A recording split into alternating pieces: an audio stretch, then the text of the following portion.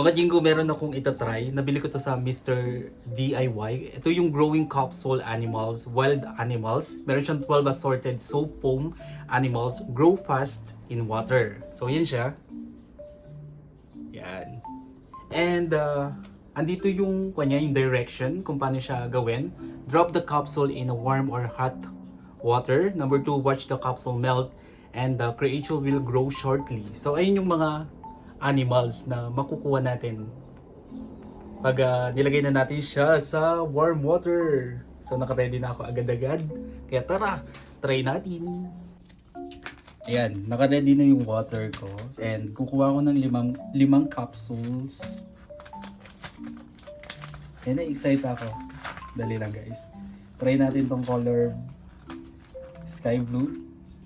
Sabi ilalagay daw dito. Yan. Tapos yung yellow. Pag sabay-sabay ko. 5 muna. Tapos yung red. And then green.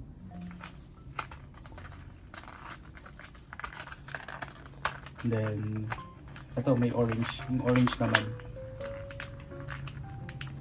Wait lang. Ang tagal eh. Ito yung orange. So hintayin lang natin siya mag-melt. Haluin ko na kaya.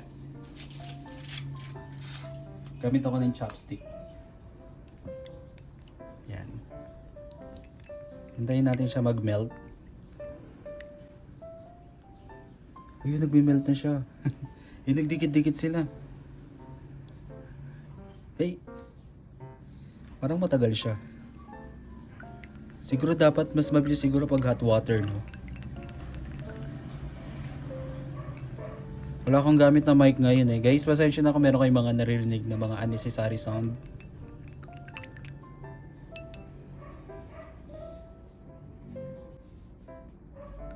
Haluin pa natin. Yun. Bakit naman matagal siya, no?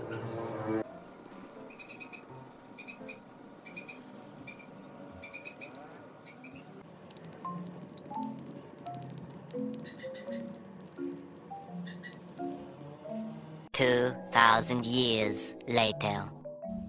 Ito guys, binalikan ko na siya. Hindi pa siya nagme-melt ng todo. Yung pinaka-capsule niya, hindi pa siya natutunaw. So, balikan natin siya ulit.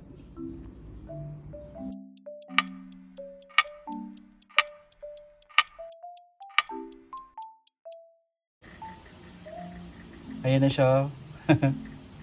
Tignan natin guys isa-isa. Finally, ayan na siya. Ano tong ngayo? Dali, kunin ko lang yung box.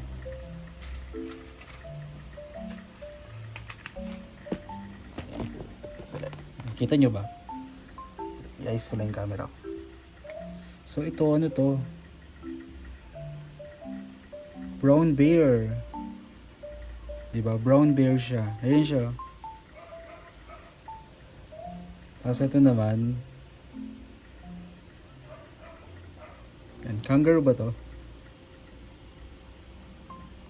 Kangaroo. Ito naman. Camel. Tapos itong isa, hippo. Hippopotamus ba to? Ay hindi, rhinoceros. Yan. And the last one is ano to? Dali, hanapin natin. Parang wala siya dito. Ito rin ba yun? Brown bear din ba siya? Wala siya dito. Baka ito. Kasi hindi siya nakanganga eh. Hindi ko alam tawag dito. So yun lang guys. Ganun lang siya. Foam. Yan. Yan.